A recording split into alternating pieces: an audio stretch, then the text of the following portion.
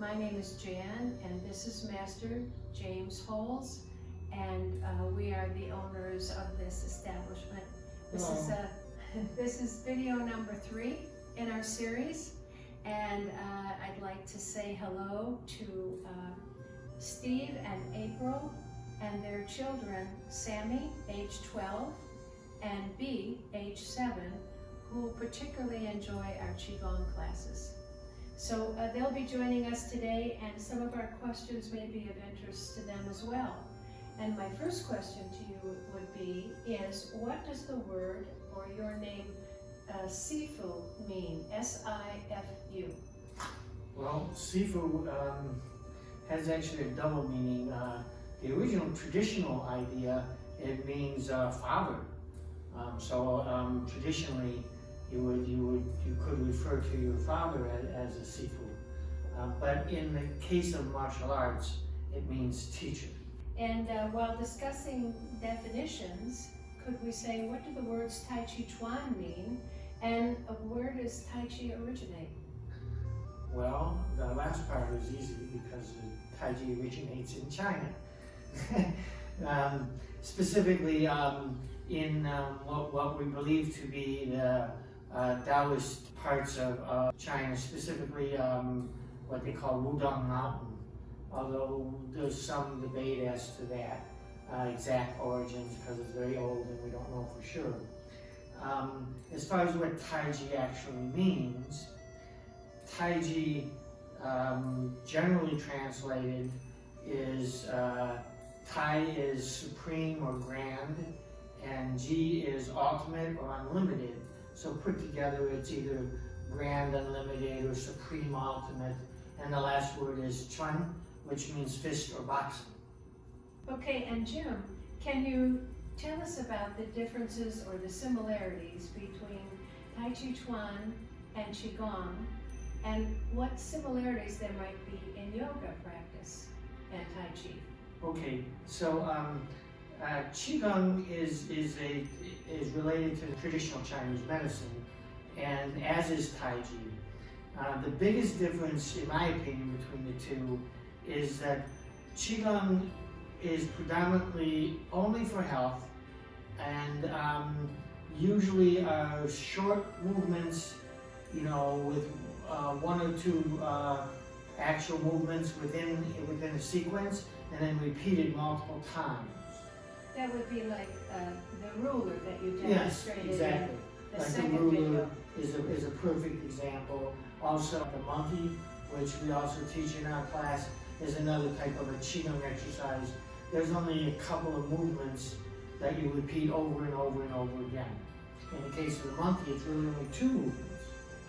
Inhale, exhale, and stepping with it, of course, coordinated. Whereas Tai Chi is a long sequence of movements. A typical Tai Chi sequence could be anything from 15 or 20 movements to 120 movements, maybe even a little longer in some cases. So there's that main difference. Also, Tai Chi, as the last word as we just said before, implies fist or boxing. So it is a martial art, it is a self-defense system, which again, I don't believe QiGong is considered to be a martial art. Now, as to your second part of your question, is a very interesting thing, and I don't know how this happened, but somehow Tai Chi, which as we said originated in China, and yoga, which has its origins in India and comes from Hindu ideas as opposed to Chinese and Taoist ideas, yet they almost identically parallel each other as far as the energy circulation, what they call the chakras, we call meridians, all of the energy points, all of the channels. It's just different words because of different language, but somehow they got the same idea. And we're not sure how that happened, because back then, I don't want to go too long into this, but if you think about it, we're talking more than 2,000 years Some people say as much as 4,000 or 5,000 years. So there wouldn't have been much contact between these two countries and cultures. So I'm not sure how they could have come up with the same thing, other than they both watched nature, and they both claim to have got the ideas from nature. And so I guess by observing nature, they came up with the same independent, yet almost identical systems. And the other real only difference between the two is again, as far as I know, yoga is really just a health exercise. I don't believe there's any martial arts to it, whereas Tai Chi does have both. And Tai Chi has movement. Yeah, well, we have to be clear, because some yoga does have movement in it. It's not all static postures. So there is that, there's transitioning movements from one posture to the other. So we can't just say it's static versus motion, but we can classify it in some general ideas. Would it be more like QiGong? Yeah, to me, yoga would be closer to QiGong, simply because of the lack of the martial aspect of it, you know. Okay. And by the way, some people do teach Tai Chi only for health, which is their choice.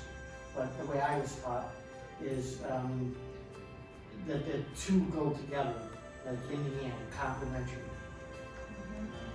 I had a story about The dollar bill? the dollar bill. Yes. Well, that's Master Chen's analogy.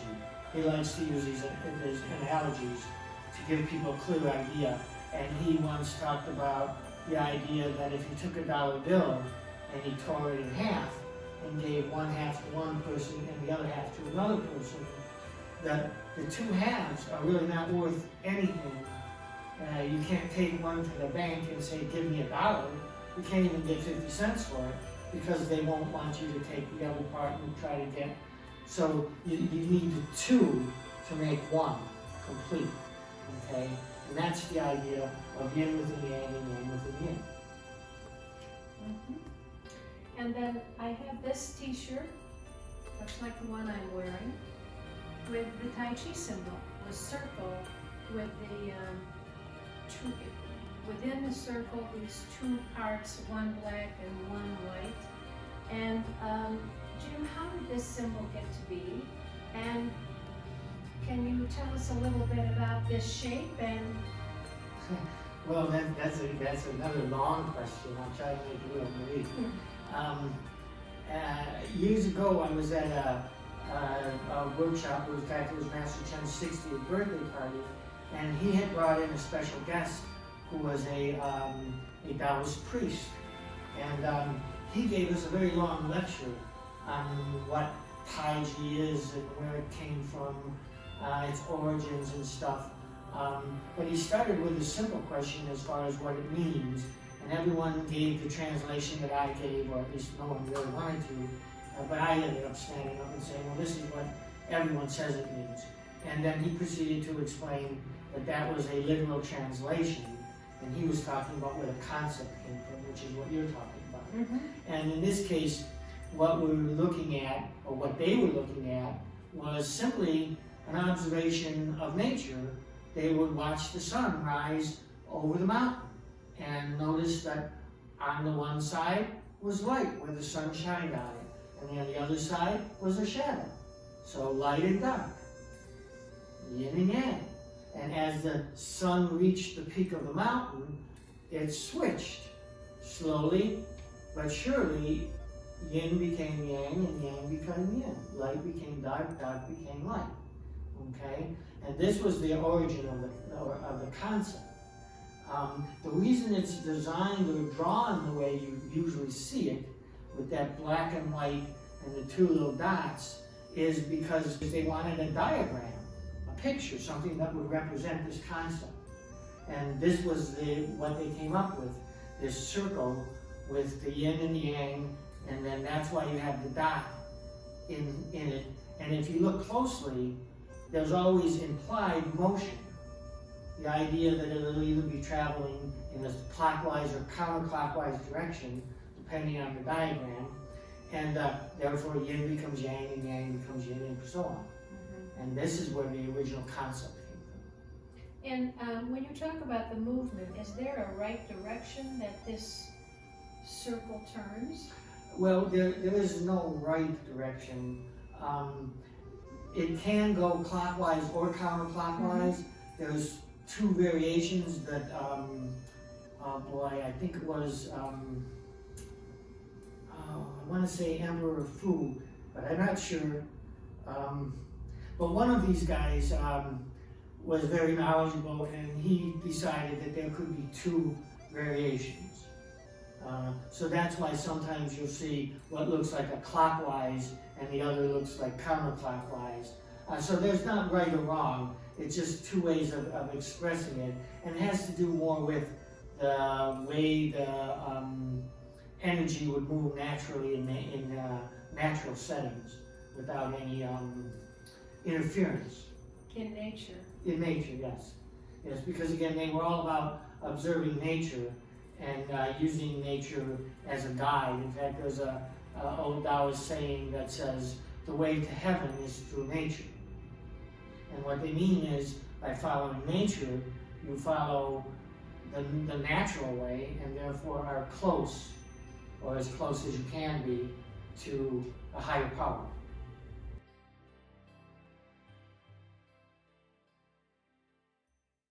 Okay, the next exercises I'm going to teach you are not QiGong exercises, they're more warm-up exercises.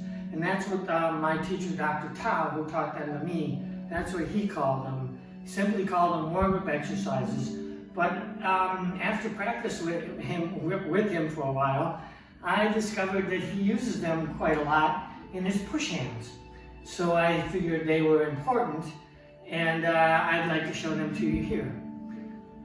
So the first one, I named it the small ball and step behind, because it just was basically what I thought you're doing. So you start with your feet about hip width, and you hold a little ball about hip distance. Shift your weight to the right, step behind with the left hand comes underneath and go down in, touching the leg. Step up, shift, go back down in, and repeat. Now notice that there's no weight on the back leg. I'm simply sinking down into my right leg and touching the opposite hand to thigh. I'm just above the knee. Again, this is called the small ball step behind. At least that's what I call it. I'll do one more on each side.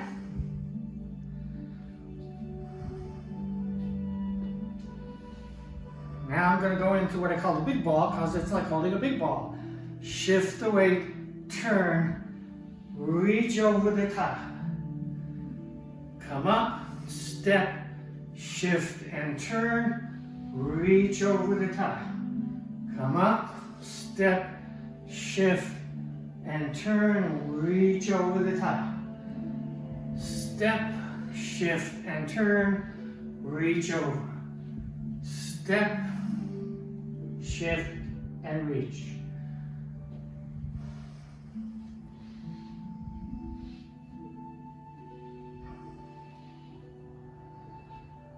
Again, you can do this as many times as you want.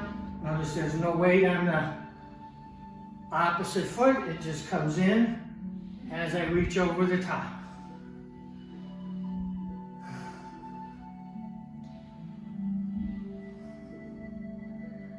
I'll do one more on each side.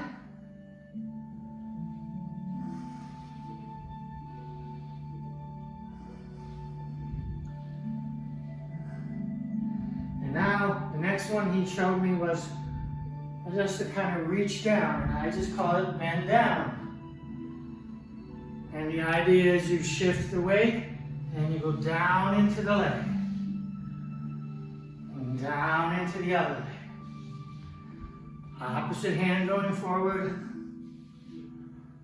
Kind of like you're going to reach down to touch the floor.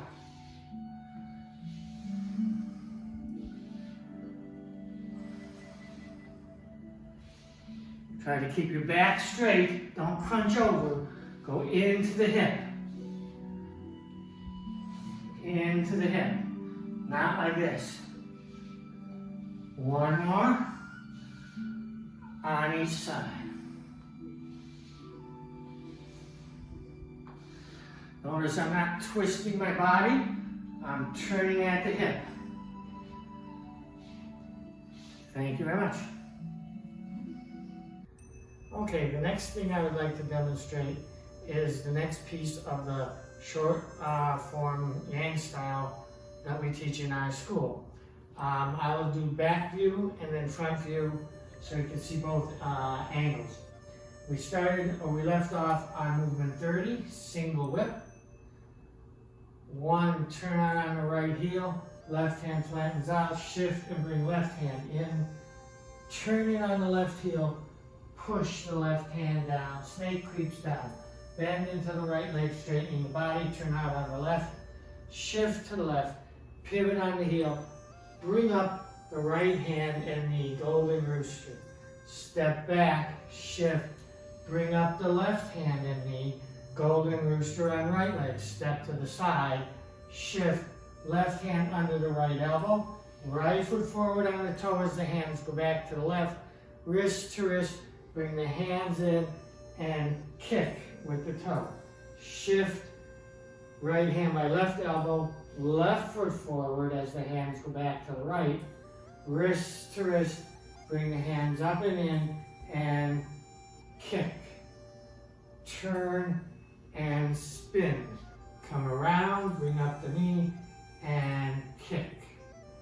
Step down, shift, turn and make the fist punch down. Shift back and open up the fist. Turn out on the left, bring the hands up. Shift and make double fists. Bring up the knee as you circle the fist down. Step down, shift, bring the fist out, and then together. Strike ears with fist. Shift back, left hand under the elbow. Turn and lower the hands. Roll away, raise the hands up. Shift the weight. Turn and touch palm to wrist, press. Shift back, palms down, draw the hands in. Shift forward and push. Shift back, leave the hands out there. Turning on the right heel. Shift and make the crane's beak. Stretch out. Step around. Shift the weight. Raise the left hand. And turning in on the right heel, turn the left palm away. Single whip. And that is the next section, which is movements 31 to, I believe, 42. Now I'll do the same thing facing forward. So, we start again at single whip, movement number 30. Turn out on the right heel, left hand flattens out. Shift and bring the left hand in. Turning on the left heel, push the left hand down. Snake creeps down. Bend into the right leg, turn out on the left. Shift to the left. Pivot on the heel, pick up the heel. Bring up the right hand and knee, golden rooster. Step back, shift, bring up the left hand and knee, golden rooster on right leg. Step to the side, shift, left hand under the elbow, right foot forward, wrist to wrist, bring the hands in, kick. Step down, shift, right hand by left elbow, left foot forward, wrist to wrist, bring the hands up and in, kick. Turn and spin on the heel, come around, bring up the knee, and kick with salt. Step down, shift, make the fist punch down. Shift back, opening up the fist. Turn out on the left as you bring the hands up. Shift and make double fists. Bring up the right knee as you circle the fist down. Step down, shift, bring the fist out, and together. Strike ears with fist. Shift back, left hand under the elbow. Turn and roll away. Raise the hands up. Shift the weight. Turn and press. shift back, draw the hands in, shift forward, and push. Shift back, leave the hands out there, turning on the heel. Shift and make the crane's beak. Stretch out, step around, shift the weight, raise the left hand, and turn, and relax. All right, very good. Thank you very much. Again, those are movements 31 through, I believe, 42. And again, this is our short form as we teach in our school here at Crooked River Tai Chi. Thank you very much.